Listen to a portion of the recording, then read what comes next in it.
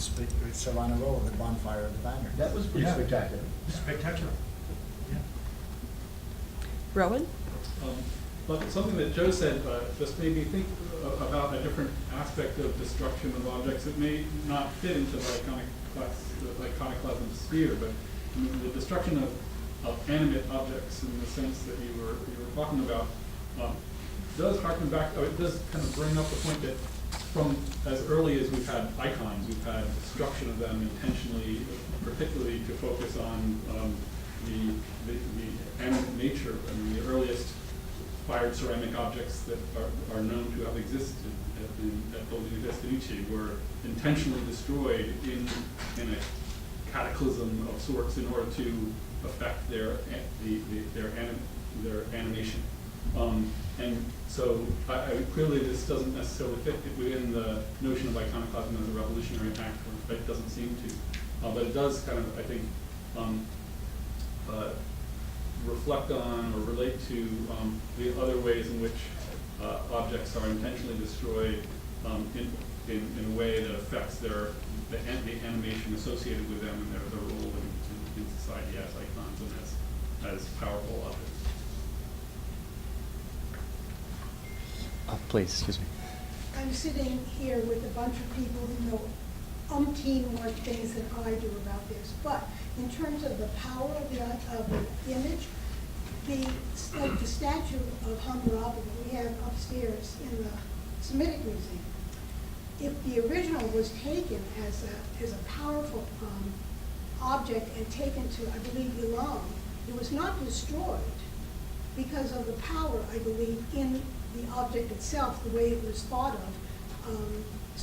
But what they had done is they had taken off the bottom half of the inscription, believing that I think that the person, now you guys know what I'm talking about, the inscriptions were going to be rewritten by the king of Elam rather than sending it back. But if it was not such a powerful monument or an icon, it would have, my feeling would be that it would have been destroyed in situ rather than taken away to another place. Someone will sue. We do have some indications that such icons, monuments, were taken as war trophies. Certainly the images of gods are shown in Assyrian reliefs being carted off of captured cities. There's also some indication from excavations at Susa, where this thing was found, that there were more than one of these stelae. There are fragments found in the debris at Susa. The one that's famously in the Louvre now was intact. But we don't know. We don't know what was going through the minds of those, the conquerors, in terms of trying either to appropriate or neuter the potency of that image and that object. All right. Thank you. And then Liv. Yeah, please.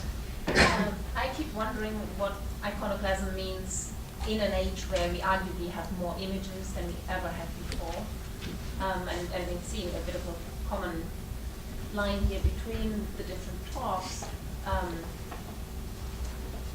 What happens if you destroy an icon and then images of it pop up immediately? Is that actually, can that count as a true resurgence of the image? Probably not, because a digital image is maybe not an icon in the sense of an object with an aura. Then again, I do wonder about what you said, LeeAnn, about that we don't have images of more recent destructions at Palmyra or of certain ones, because maybe if you had the image of the destruction, that would become an icon in and of itself. I think, I think we are in an age where images won't go away, but maybe they lose the efficacy with the loss of the original. This speaks to the frustration you were talking about, right? When you just can't get rid of all of them. Exactly.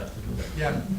It's maybe no accident that the last period of iconoclasm was also coincident with a new form of information technology of printing. And so that, and of a massively expanded art market where modes of reproduction in the 15th and 16th centuries were multiplying images at a fantastic rate. So fear of the multiplication of images produces a kind of counter-reaction for purity.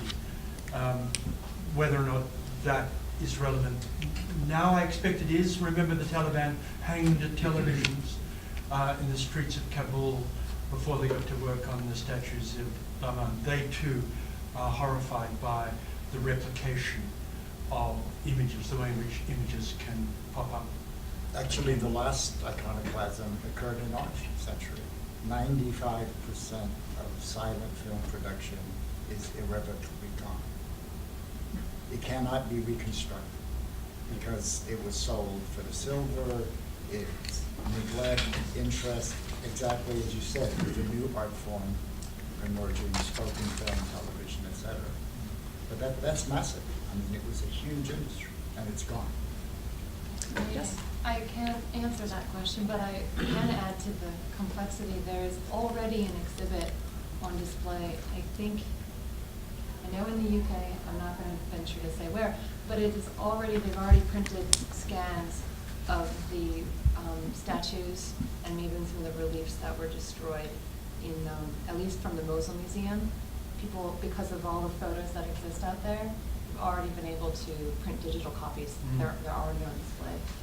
This is why I think Peter's right, that we are combating, not quite whatever the iconoclasts throw at us, but it sounded a bit flip, but it's actually true. This digital reproduction is great work. Well, it works analog too. So if you want to join the army, on Friday at 6 p.m. at the Arts at 29 Garden Street, we're having a small exhibition opening where students in one of our classes, two of our classes actually, have recreated some of the fragile 100-year-old plaster casts that we have in the Semitic Museum. These are Assyrian palace reliefs, and these 100-year-old plaster casts are too heavy and too fragile to display today. They were collected by our museum's founder.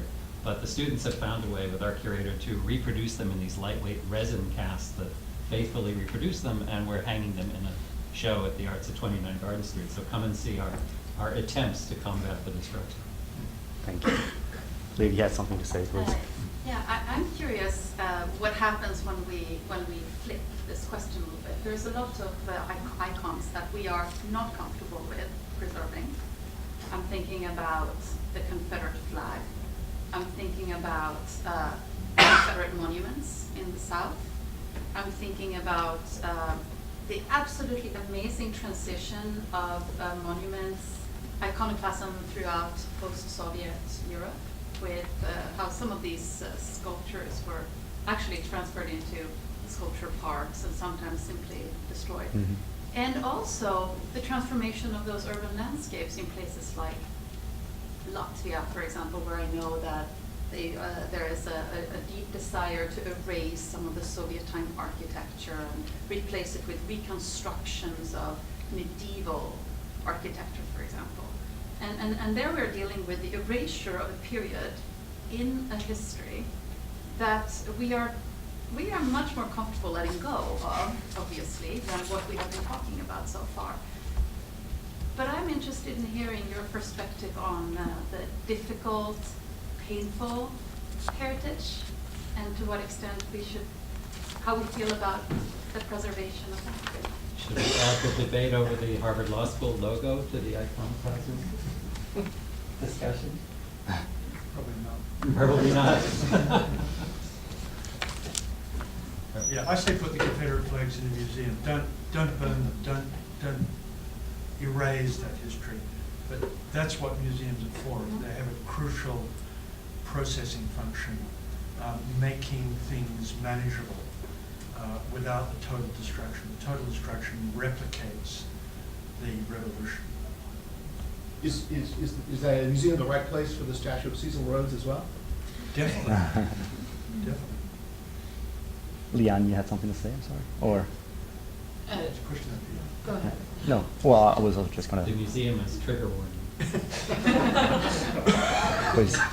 I'd still like the speakers. I think I was gonna say, I'm sorry. There was a question up here. Oh, here, there was one here as well. Can we start here and then we'll flow here, please? I think we can also bring in the Mesoamerican codices that were destroyed. They're mostly pictorial rather than textual. Ironically, the few that were displayed as perhaps spoils of war exist today because they're sitting in the European capitals where they were brought 500 years ago or more. Yeah, and perhaps this is an aspect where context matters about how those things are presented. I recently visited the new, what's the name of the museum? Could you The speak more Human loudly, Rights- please? The Human Rights Museum. I visited a new museum in Winnipeg this summer. It's in their National Human Rights Museum. And my only thought here was just that there were certainly painful objects in that museum, but I think that the point was about how they were presented in order to tell a story that, to learn from the past. Yeah, I guess I was getting at the fact that we're also into this business ourselves. Oh, definitely. And, That's my point. we Yeah. tend to not really We promote are the fact that experts. we're doing it ourselves. We should understand we're experts. We call them barbarians. No, these people they're intellectuals. They're people like us. We mistake the whole nature of it by dismissing them by othering. We've been there. We're inside out.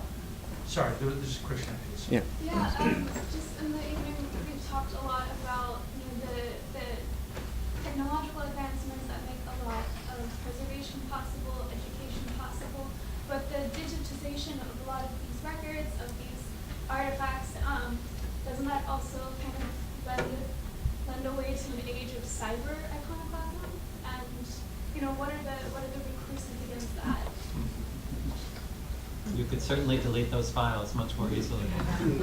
Absolutely. So this will be the last question, then we can keep talking about it. Please, yeah. I really appreciated if the speakers would address the problem I'm still having with the difference between an ideology of iconoclasm with its very specific concrete consequences in the world and wanting to eliminate hated symbols of previous dispensations, whether it be Soviet or Ottoman or whatever, and whether that, if there's a distinction with a difference between these two sort of classes of events. I distinguish between two great traditions of iconoclasm in the West. You've got the Greek Platonic tradition and the Hebraic tradition. The Greek tradition is fundamentally philosophical and ontological. Pure being is immaterial, therefore all material is a way of marking death, and so we have to try and break it. Iconoclasm in the Greek theological tradition has a long history. The Hebraic tradition is geographical. The tradition is we must break the competing images and idols of tribes in the ancient land of Canaan.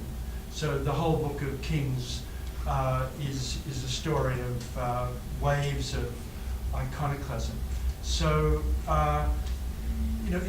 there is this core philosophical tradition, yes, which is against all images, but most iconoclasm, has this profound political, geographical, competitive edge to it. So that's why I don't buy at all your distinction between, you said, it's not iconoclasm, it's just political. No, most iconoclasm is political. So I'll invite all of you to coffee next door, and we'll resume in 30 minutes, a little bit less. Thank you very much.